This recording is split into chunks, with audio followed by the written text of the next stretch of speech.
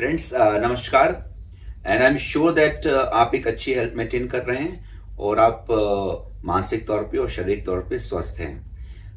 आज मैं आपके सामने एक ऐसा टॉपिक ला रहा हूं जो कहीं ना कहीं आपके अपने खुद के बिलीफ को या तो चेंज कर सकता है या उसको और स्ट्रॉन्ग कर सकता है। It can strengthen your understanding of human sciences and medical science as well as it may result into some changes. लेकिन friends, without any doubts and without any reservations आप इस ओपिनियन को और मेरे मेडिकल अंडरस्टैंडिंग को जरूर सुने, आखिरी तक सुने। सो फ्रेंड्स, योग साधना, spiritual sciences, medical science, autoimmune disease सब लिंक्ड है। इसी को मैंने आपको इस वीडियो में समझाने की कोशिश की है। So friends, mind body healing, spiritual sciences and yoga, प्राणवायु, प्राणासन, ये हर एक व्यक्ति जो बीमार है उसको प्रयास करना चाहिए। अगर वो इस स्थिति में नहीं है तो अनुलोम विलोम जैसे सिंपल आसन के साथ शुरुआत करनी चाहिए। ऐसे व्यक्तियों के साथ रहना चाहिए जिनके एनर्जी वाइब्रेशंस इतने स्ट्रांग है कि वो आपके अंदर मोटिवेशन पैदा कर पाए और आपके अंदर इच्छा नहीं होने पे भी आप कहीं ना कहीं योग की तरफ चल पड़े और बीमारी से हटके, डॉक्टरों से हटके स्वयं अपने बीमारियां ठीक कर पाए जो अपने आप पैदा अंदर से हुई हैं बीमारियां, specially autoimmune allergic diseases. So friends, ठीक होने का एक ही कला है, योग एंड साधना। तो इनको ट्रीटमेंट में जब तक हमारे डॉक्टर्स नहीं शामिल करेंगे तब तक कोई भी पेशेंट पूरी तरीके से ड्रग के बिना ठीक नहीं हो सकता है। तो ड्रग जब भी हम छोड़ेंगे तो बीमारी वापस आएगी, तकलीफ भी बढ़ती जाती है। सो योग साधना को ऐड करें और मैंने अपने ट्रीटमेंट में इनको वर्कआउट किया है और मेडिकल साइंस में, माइंड बॉडी हीलिंग में तो मैं खुद भी एक्सपेरिमेंट करता हूँ और योग में आप लोग को भी रिकमेंड करता हूँ। सो फ्रेंड्स, मैं आपको एक थॉट प्रोसेस बताता हूँ। चिकित्सा विज्ञान और medical science is a kind of science जो हमें इस बात को तय करती है कि किस तरीके से एक दवाइयों को देना चाहिए और किस तरीके से एक पेशेंट की डायग्नोसिस होती है। और ज़्यादातर जब हम एक्सपीरियंस करते हैं ड्यूरिंग और मेडिकल प्रैक्टिस या ओपीडीज में या जो भी डॉक्टर्स अपनी ट्रेनिंग लेते हैं उसके दौरान जो वो प्रैक्टिस करते हैं तो वो इन दोनों के बीच में एक बेसिक लाइन पकड़ना सीख जाते हैं। जितना अच्छा जो सीखता है वो उतना बेहतर तरीके से मेडिकल साइंस को अप्लाई करता है। ये तो रह गई मेडिकल प्रैक्टिस की बात। लेकिन फ्रेंड्स, कुछ ऐसी बीमारियां जो मेडिकल साइंस के परे हैं, उनमें से सबसे कॉमन डिजीज और सबसे वाइड स्प्रेड डिजीज है जो हर 5 में से 3 लोगों को होती है, जिसका कोई इलाज नहीं दिखता है मेडिकल साइंस में, वो है ऑटो इम्यून डिजीज। सो ऑटो इम्यून डिजीज जो भी हैं, अगर हम देखें सो मेडिकल साइंस में इनके लिए कोई इलाज नहीं है। हालांकि कुछ हद तक मेडिकल इंडस्ट्रीज ने इसको भी एक ट्रीटमेंट के दायरे में रखा है, लेकिन उस दायरे को एक अलग डायमेंशंस पे लिया गया। उसको हम कहते हैं डिजीज मॉडिफाइंग पैरामीटर्स। सो इस डिजीज को क्योर नहीं किया जा सकता है, तो हम ये देख कर चलते हैं कि इसको किस तरीके से मॉडिफाई किया जा सकता है। सो टेक्निकल शब्दों में हम डिजीज को मॉडिफाई जरूर करते हैं, लेकिन शरीर भी मॉडिफाई हो जाता है फॉर बेटरमेंट और वर्सनिंग। लेकिन जहां तक मेडिकल साइंस में इसको लेकर चलते हैं तो हम कहते हैं डिजीज मॉडिफाइंग, कि एक पेशेंट को बीमारी के साथ जीना सिखाया जाए। लेकिन ऐसा होता नहीं मेडिकल प्रैक्टिस में। ज्यादातर पेशेंट को कोई ना कोई दूसरा उपचार या अल्टीमेटली सर्जरी या अल्टीमेटली साइड इफेक्ट या कोलेटरल डैमेज से पेशेंट को की क्वालिटी तो खत्म होती है और कहीं ना कहीं उसकी डेथ भी इन एंड स्टेज रेनल और अलग अलग कॉम्प्लिकेशन से हो जाती है। So friends, auto immune disease के ऊपर मैं आज बात करूंगा। ऑटो इम्यून डिजीज वो बीमारी है, वो मिसिंग लिंक है मेडिकल साइंस का, जो कि इस बात को तय नहीं कर सकता है कि बीमारी का बेसिक स्टार्ट कहां से हुई है और उसमें जो कॉजेटिव एजेंट है वो पैथोलॉजी है कि पैथोलॉजी के कॉजेटिव एजेंट कुछ और हैं। तो इसमें एटियोलॉजी और पैथोलॉजी दोनों मिक्स हो चुकी है और ज्यादातर जो पैथोलॉजी ऑफ डिजीज है उसी को हम एटियोलॉजी मानते हैं। सो ऑटोइम्यून को एक सिंपल भाषा में बताएं तो हम सबके शरीर में एक रोग प्रतिरोध क्षमता होती है जिसको हम कहते हैं immune system. So immune system ज्यादातर बैक्टीरिया, वायरसेस और बहुत सारी बीमारियों और जर्म से लड़ने के लिए बनाया गया है। ये एक बेसिक अंडरस्टैंडिंग है जो मेडिकल साइंस ने हम सब मेडिकल स्टूडेंट्स को भी दी है, डॉक्टर्स को भी दी है और आप भी इसको ऐसे ही समझ सकते हैं। हालांकि ये भी डेफिनेशन एक थ्योरेटिकल डेफिनेशन, इसके कहीं बियॉन्ड होता होगा, बट यस, इम्यून सिस्टम आपको ताकत देता है कि आप लड़ पाएं। और इम्यून सिस्टम को कौन ताकत देता है? ऐसा कोई रास्ता नहीं है, तो हम मान के चलते हैं कि इम्यून सिस्टम को ताकत देता है हमारा neuro mechanism, neuro endocrinal system. So हम क्या सोचते हैं और क्या समझते हैं, इससे न्यूरो एंडोक्राइन का संबंध नहीं है, लेकिन हाँ जो नर्व्स एंडिंग्स हैं उसमें से जो जो केमिकल्स अभी तक अंडरस्टूड हुए हैं, या जो भी साइटोकाइन या जो भी न्यूरो ट्रांसमिटर्स मिलियो या केमिकल्स का अंडरस्टैंडिंग हुई है, वो कहीं ना कहीं इम्यून सिस्टम को निर्धारित करता है। इतने तक मेडिकल साइंस ने उसको अंडरस्टैंड किया है, जिसको वो मैनिपुलेट कर सकते हैं। लेकिन फ्रेंड्स, ये तो पैथोलॉजी होती है, उसी पैथोलॉजी को अगर हम एटियोलॉजी, कॉजेटिव एजेंट मान लें, सो ट्रीटमेंट नहीं हो सकता है, और फिर हम उसको पैथोलॉजी को चेंज करते हैं, जिससे कि डिजीज या तो मॉडिफाई होती है या तो वर्सन हो सकती है। हमें नहीं पता होता है, प्रोग्नोसिस पक्की नहीं होती, क्या होगा ट्रीटमेंट के साथ पता नहीं रहता है। लेकिन हाँ, इन्फ्लेमेशन को चेक करने के जो एजेंट है वो कुछ हद तक ऑटोइम्यून डिजीज में जो सूजन होती है उसको कम कर सकते हैं। सो फ्रेंड्स, इतना सब बताने का मतलब यही है कि autoimmune disease is a missing link in medical science. ऐसी कुछ और भी बीमारियां हैं, लेकिन मैं आपको ऑटोइम्यून डिजीज के बारे में बताऊंगा। इन ऑटोइम्यून डिजीज का एक बेसिक मैकेनिज्म है कि आपका इम्यून सिस्टम जो बाहर लड़ने के काम आता है, वो आपके हेल्दी टिश्यूज को या तो डिस्ट्रॉय करता है, या तो कहीं ना कहीं उनके जो न्यूरो हार्मोनल मैकेनिज्म है उसमें डिस्टर्बेंस प्रोड्यूस करता है, जिससे वहां का पूरा जो फंक्शंस हैं वो डिरेंज्ड हो जाता है, सबोटाइज हो जाता है। बट सबोटाइज करने वाला कौन है? बॉडी का खुद का मैकेनिज्म, खुद ही का neuro endocrine system. So friends, medical science ने अभी तक कोशिश नहीं की कि इसकी एटियोलॉजी को हम अंडरस्टैंड करें उन तत्वों से नहीं जो कि अभी तक पैथोलॉजी तक ही सीमित हैं, उन तत्वों से भी जो कि एक्सपीरियंशियल फिनोमिनाज या होलिस्टिक साइंसेस में कुछ हद तक यदा कदा इंडिकेट होते हैं या दिए रहते हैं। सो यहाँ पे मैं कुछ बीमारियों का नाम बताऊंगा, क्योंकि आप सभी एंडोक्राइनल डिजीज, आप सभी इन ऑटोइम्यून डिजीज और न्यूरो एंडोक्राइन डिस्टर्बेंस की बीमारियों के आसपास रहते आए या सफर कर रहे होंगे। सबसे कॉमन है अर्थराइटिस, जिसको हम कहते हैं rheumatoid arthritis. Rheumatoid arthritis very common, जिसमें हाथ पैर मुड़ने लगते हैं, अल्टीमेटली बहुत दर्द होता है, यंग एज में आता है। एंक्लाइजिंग स्पॉन्डिलाइटिस, जिसमें पेशेंट के शरीर की स्पेशली जो गडल्स होते हैं, सर्वाइकल और ये स्कैपुलो ह्यूमरल गडल और नीचे पेल्विक गडल, इनमें और सैक्रल मतलब नीचे की जो रीढ़ की हड्डी है उनमें चेंजेस आते हैं। और जब उनमें चेंजेस आते हैं तो वॉकिंग, बॉडी को कैरिंग करने की जो सिमेट्री वो डिस्टर्ब होती है, बॉडी टेढ़ी होती है। एक हद तक पेशेंट यंग एज में कभी कभी डिसेबल्ड हो जाता है कि वो बिस्तर से नहीं उठ पाए। फ्रेंड्स, ऐसे बहुत सी बीमारियां हैं, बट आरए और एएस आपके लिए कॉमन है।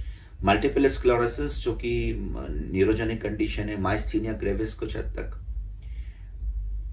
इवन डायबिटीज 1 जिसको हम कहते हैं IDDM, insulin dependent diabetes mellitus, वो भी इसमें शामिल है। थायराइड डिजीज, 90% केसेस में थायराइड डिजीज जो होती है that is a primary itself and that is because of the autoimmune. और ये बीमारियां जो ऑटोइम्यून है ये लगभग क्रॉनिक मतलब पुरानी बीमारियों में चलने वाली बीमारियां जो ठीक नहीं हो पाती हैं। और ज्यादातर जो बीमारियां जिनके लिए पेशेंट्स हम सब ट्रीटमेंट कभी ना कभी लेते हैं, उन सभी बीमारियों को अगर हम जोड़ दें मेडिकल साइंस की, तो उनमें से 80% जो केसेस होते हैं वो कहीं ना कहीं ऑटोइम्यून या इम्यून सिस्टम या एलर्जी से जुड़े होते हैं। 8 to 10% इंसिडेंस या बीमारियां इन्फेक्शन से होती हैं। वो इन्फेक्शन जिनके लिए एंटीबायोटिक्स या डिफरेंट एंटी हेल्प करती हैं, डेफिनेटली दे हेल्प। और कुछ परसेंटेज, लगभग मान लो 5 से 8% बीमारियां जो होती हैं वो एक्सीडेंटल या एंड स्टेज डिसऑर्डर्स होते हैं, जो कि जिसपे मेडिकल साइंस ने कॉजेटिव और पैथोलॉजी दोनों ही एजेंट्स में बहुत बढ़िया तरीके से जीवन बचा सकती है। और कुछ परसेंटेज जो बच्चे हैं वो अननोन होते हैं, उनको वो कैंसर की तरफ भी जा सकते हैं। तो 5-6% कैंसर्स हैं। तो ज्यादातर 80% से 90% बीमारियां जो इम्यून सिस्टम के डिस्टर्बेंसेस से हो रही हैं। इवन कैंसर भी एक स्टेज पे इम्यून सिस्टम से ही जुड़ा हुआ है, एक्सीडेंट्स नहीं जुड़े हैं, तो वो उसके लिए मेडिकल साइंस अपने में कंप्लीट है। सो फ्रेंड, इसमें मिसिंग लिंक क्या है? क्योंकि पैथोलॉजी है, एटियोलॉजी नहीं है, इसमें मिसिंग लिंक मेडिकल साइंस का आता है कि मेडिकल साइंस ज्यादातर बॉडी को केमिकली डिफाइन करती है, जिसको हम नाप सकते हैं, देख सकते हैं। लेकिन हम ये भूल जाते हैं कि जो व्यक्ति नाप रहा है और जिसको हम नाप रहे हैं वो इन चीजों से बना तो है, लेकिन ये चीजों से उसके जीवन का मतलब डायरेक्ट नहीं है। आपकी बॉडी से इन केमिकल्स को निकाल दिया जाए, कम ज्यादा कर दिया जाए तो आप खत्म नहीं होते हैं, लेकिन आपके अंदर की प्राण वायु निकल जाती है तो आपकी बॉडी के सभी अंग धीरे धीरे करके खत्म हो जाते हैं, इंस्पाइट कि आपके जितने भी पैरामीटर्स है वो नॉर्मल रहे हों। So friends, something which is missing in the medical science is causing lots of lack of diagnosis और ट्रीटमेंट की एक पूरी विधा को वो लिमिटेड कर दे रही है केमिकल्स तक। सो फ्रेंड्स, ये जो मिसिंग लिंक है जिसके ऊपर वर्क भी चलते हैं और लगातार यदा कदा दिखाई देते हैं और मेडिकल साइंस इनको समझाने की कोशिश करती है और कहती है कि साइकोसोमैटिक कंडीशंस हैं या ऑटोइम्यून डिजीज हैं, तो इसमें साइकोसोमा मतलब साइकोलॉजिकल एंड सोमा मतलब बॉडी पार्ट्स, तो ये ऑटोइम्यून डिजीज के रूप में रिफ्लेक्ट कर रहे हैं। तो साइको तक हम सीमित रह जाते हैं। अब साइको क्या शब्द है उसको डिफाइन नहीं करती है। Psychology is a personality is more than your body chemical composition, it is your own persona, how you what is your aura and how you are living and how you are different than somebody who is no more.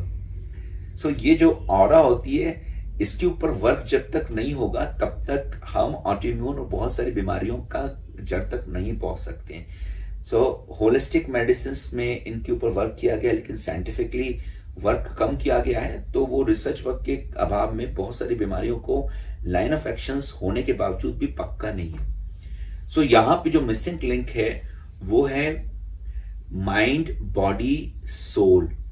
So mind neuroendocrine, body soma, and soul is something which is not mentioned in medical sciences. So medical science has a disconnect that is called soul, lack of spirit. It do not believe in something which is called life force. It do not believe in something which is higher than the basic chemistry of the body, and that is called life forces. तो life forces के ऊपर जो work होता है वो योगा में पाया गया है, जिसको हम प्राण वायु कहते हैं। तो प्राण वायु इज इक्वल टू वायु which we take in and out. The moment this breathing is stopped, we are no more. So pranavayu is pranasan, and during yoga and while Patanjali has made the aggregation of so many sutras in yoga, he is been a sage.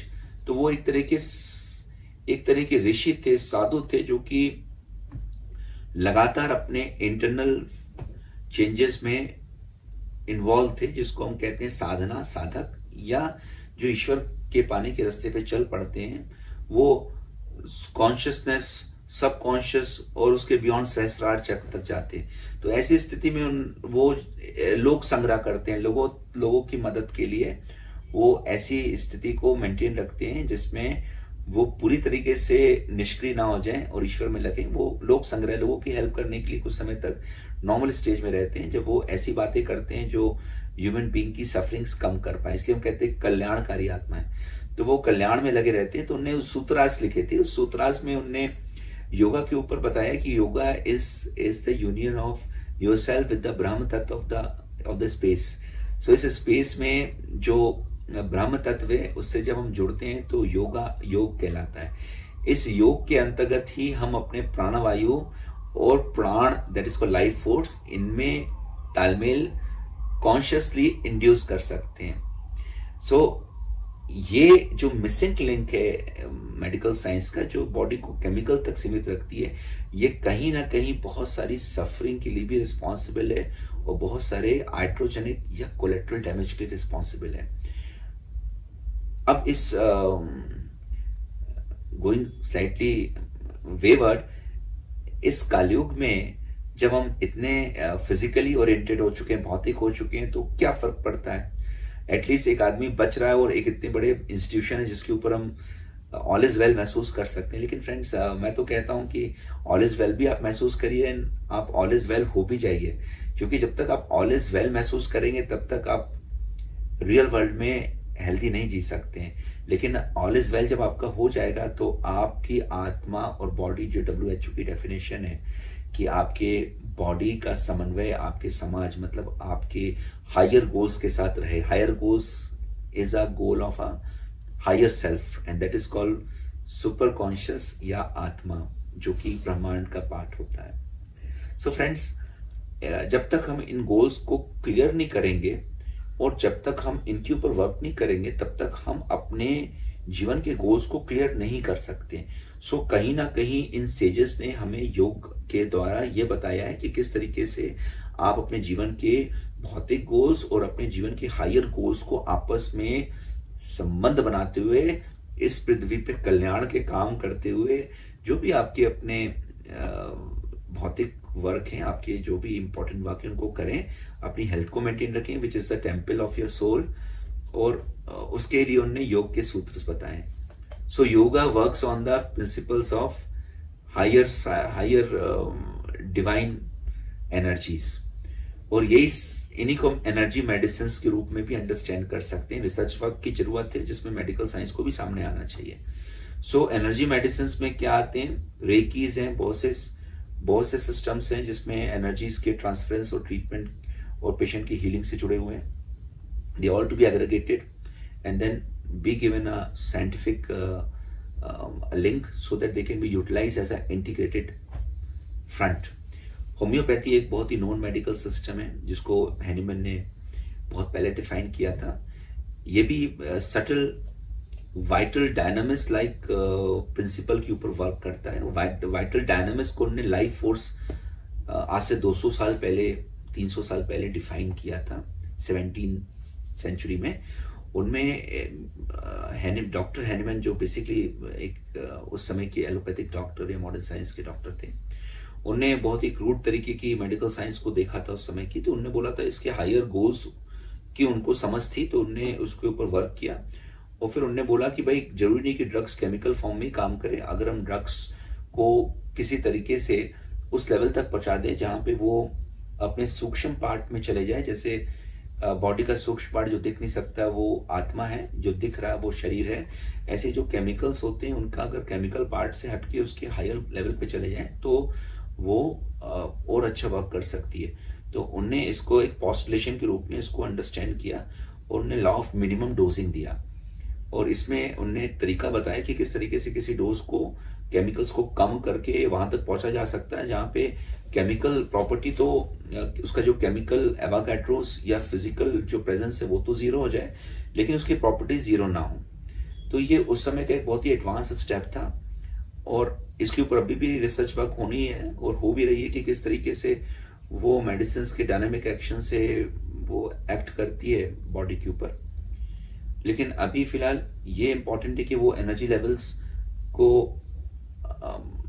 Open up करता है किसी chemicals के, और उस energy levels जब open होते हैं तो केमिकल रिएक्शन जीरो हो जाता है, लेकिन फिजिकल रियलिटीज उसकी बढ़ जाती है। इसी लॉ ऑफ मिनिमम डोज, मतलब कोई डोज की सबसे मिनिमम अवस्था को ही देकर पेशेंट को ठीक करना चाहिए। तो ये भी एक एनर्जी मेडिसिन है। आयुर्वेदा भी जिस तरीके से बॉडी के ह्यूमर्स को चेक करता है, वो भी एक अंडरस्टैंडिंग है ह्यूमन बीइंग की beyond the concept of germ theory of Pasteur. तो आयुर्वेदा भी कहीं ना कहीं योगा से भी लेती है चीजें। ऐसी बहुत सारी पद्धतियां हैं जो कि बियॉन्ड जर्म मैटर और बॉडी के मैटर के ऊपर जो भी लाइन ऑफ एक्शंस हैं वो सभी होलिस्टिक पद्धतियों में आती है। ऑल्टरनेटिव साइंसेस भी आज तक बोलते हैं, बट मैं तो बोलता हूँ ऑल्टरनेटिव नहीं बोलिए, उसको वन ऑफ द साइंसेस बोलिए। साइंस का part is based upon the empirical formulas. तो अगर हम उसको देखें तो हमें कोशिश करना चाहिए कि इनको भी हम ट्रीटमेंट में शामिल करें, बिकॉज मिसिंग लिंक को हम मॉडर्न साइंस के डॉक्टर्स अगर क्लियरली समझ पाए तो मिसिंग लिंक को पूरा करने के लिए कहीं ना कहीं वो आउट ऑफ वे जाकर पेशेंट की हेल्प करेंगे, और वो मनी और फिजिकल पार्ट तक सीमित नहीं रहेंगे कि भाई ये सर इंडस्ट्री। सो इंडस्ट्री की सोच थोड़ी सी हटनी चाहिए। हर जगह मुनाफा नहीं हो सकता, मुनाफा होता ही है, पेशेंट तो हर समय पे करेगा डॉक्टर को, लेकिन हमें कुछ ट्रीटमेंट में कुछ ऐसे सिंप्लिसिटी को भी ऐड करना चाहिए जो कि पेशेंट के जीवन को आसान बना सकती है। सो ऑटो इम्यून डिजीज के बारे में मैंने आपको एक बेसिक अंडरस्टैंडिंग दी है कि auto immune disease missing link है मेडिकल साइंस का, जबकि 80% बीमारियां ऑटो इम्यून डिजीज हैं। तो मिसिंग लिंक ज्यादा ज्यादा क्लियर हुआ है, और मैं यहाँ पे एक बार ऐसे सिंपल मेडिकल प्रैक्टिशनर बताता हूँ कि भाई माइंड बॉडी हीलिंग या मिसिंग लिंक ऑफ सोल या लाइफ फोर्स या स्पिरिट को जब तक हम मेडिकल साइंस में इंपॉर्टेंस नहीं देंगे, जब तक कि हम अपने टूल्स की तुलना में जो टूल्स को यूटिलाइज कर रहा है उसका भी साक्ष्य उस पूरे ऑब्जर्वेशन में नहीं डालेंगे। जब तक कि ह्यूमन बीइंग की केमिस्ट्री के अलावा ह्यूमन बीइंग जिसके ऊपर ये ड्रग चल रही उसको भी ट्रीटमेंट के सापेक्ष में नहीं लेंगे, तब तक मेडिकल साइंस एक टेक्नोलॉजी रहेगी, वो ह्यूमन साइंसेस के रूप में अपने को कन्वर्ट नहीं कर पाएगी, वो बायोलॉजिकल साइंस रहेगी, लाइफ को बताने वाली साइंस रहेगी, लाइफ में बदलाव करने वाली साइंस नहीं रहेगी। तो हम लिमिटेड अप्रोच के साथ कोशिश कर सकते हैं डॉली और अलग अलग किस्म के साइंस के बेसिक्स को यूज करके क्लोन्स बनाने की, लेकिन वो क्लोन्स ना किसी के काम आएंगे, ना वो क्लोन्स जो ईश्वर ने बनाई हुई सत्ता उससे बेहतर बन पाएंगे, उल्टा हम उनको डिस्टर्ब कर देंगे जैसे हमने इन्वायरमेंटल साइंस को डिस्टर्ब किया है। So the my friends, autoimmune disease has a missing link that is called spirit. इसलिए ऑटोइम्यून डिजीज में स्पिरिचुअल साइंसेस का महत्व बहुत है, योगा का महत्व है, जप तप साधना का महत्व है, प्रेयर्स का महत्व है। हम शांत होकर लोगों की सेवा करें, लोगों तक पहुंचें और अपने हायर गोल्स को अंडरस्टैंड करते हुए अपने जीवन को जिएं। इन आयामों का मतलब है, और ये सबसे बेहतर तरीके से गीता सार में दिया हुआ है। हालांकि और भी धर्म ग्रंथ होंगे जिसमें इनका अलग तरीके से वर्णन है, लेकिन मेरे सामने जो बुक है जिनको मैंने क्लोजली रीड किया एज ए डॉक्टर, उसमें जो श्रीमद् भगवत गीता है, जो उसका बेसिक डॉक्टर शिवानंद ने भगवत गीता का जो सार लिखा है, उसमें योगा ज्ञान, योग ज्ञान, ब्रह्म ज्ञान, कर्म ज्ञान, कर्म योगा, इन सब के द्वारा आप किस तरीके से अपने अंदर बैठे ईश्वर तक पहुंच सकते हैं, इस बात को अंडरस्टैंड करने के लिए उन्होंने योग और ज्ञान, भक्ति, इन सब का मार्ग बताया है।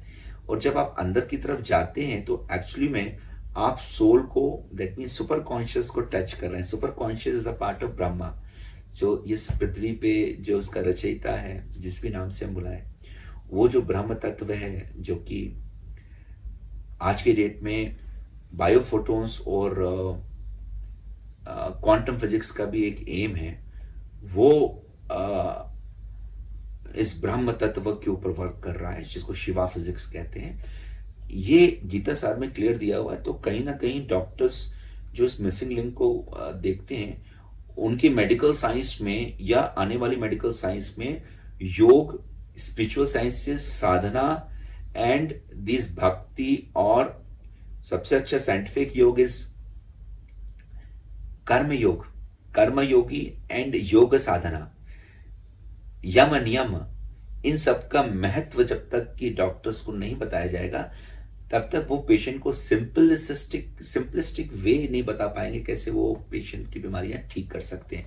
हम केमिकल्स और बड़े बड़े केमिकल्स खोजते रहेंगे, जिससे इंडस्ट्रीज चलेंगी, जिससे पेशेंट को यथाकथा लाभ तो मिलेगा, लेकिन वो कहीं का नहीं है, उसको पूरी तरीके से वो ठीक नहीं हो सकता। उल्टा हड्डियां ठीक पूरी नहीं हो गई, लेकिन किडनी में कोलेटरल डैमेज हो गया, लिवर खराब हो गया, पेशेंट के हार्ट में, झिल्लियों में ऑटोइम्यून शुरू हो गई because of the drug effect. तो कहीं ना कहीं पेशेंट की बीमारियां भी बढ़ेंगी, कोलेटरल डैमेज बढ़ेगा। ये अलग बात है कि मेडिकल साइंस हो सकता है इसके कारण इंडस्ट्रियल रेवोल्यूशन के तहत आगे बढ़े, फले फूले, लेकिन जो उसका एम है वो डिफाई होता है। तो इंटीग्रेटिव फ्रंट, मैं नहीं कहता हूं, लेकिन इंटीग्रेटिव फ्रंट होना चाहिए। मिसिंग लिंक्स को मेडिकल साइंस में शामिल करना चाहिए, क्योंकि मैंने पेशेंट्स में स्पिरिचुअल हीलिंग और साधना को काफी, माइंड बॉडी हीलिंग में काफी एक्सपेरिमेंट्स के साथ देखा है। वो ट्रीटमेंट के एम्स को बढ़ाती है, ट्रीटमेंट के दायरे को और ट्रीटमेंट की एफिकेसीज को बढ़ाती है, पेशेंट को इन रियल सेंस पार्टिसिपेटरी बनाती है। So predictive, precision, participatory, prognostic, predict, तो ये जितनी भी कंसेप्ट है जो लेटेस्ट मेडिकल साइंस में है, इसमें जो प्रिडिक्टिव है और जो पार्टिसिपेटिव है, वो सिर्फ केमिकल और खाने पीने से संबंधित नहीं होना चाहिए। वो पेशेंट के खुद के एफर्ट्स की वो ट्रीटमेंट उसके लिए सक्सेसफुल बने, उसके लिए होना चाहिए, और वो सिर्फ थ्रू योग एंड साधना हो सकता है।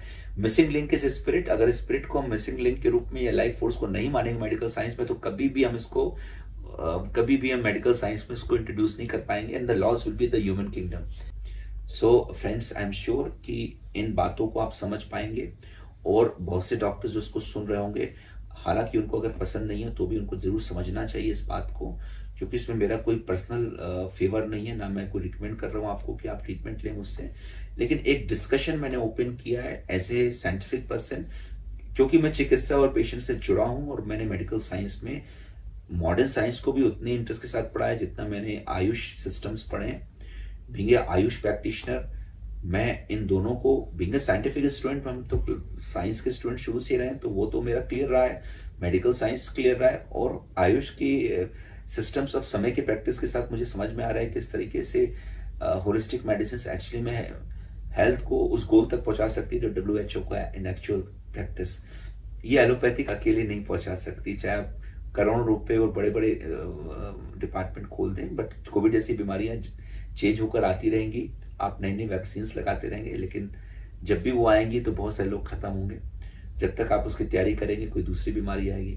तो इन क्रमों से बचने के लिए कहीं ना कहीं मेडिकल साइंस को अकेले चलने की जरूरत नहीं है, उसको चारों पैर पे चढ़ने की जरूरत है, एक पैर पे नहीं। So holistic sciences, spirit, mind body healing, yoga, इनके ऊपर भी साइंटिफिक जो वर्क हो रहे हैं उनको अपने साइंस में शामिल करना चाहिए। All the best my friends.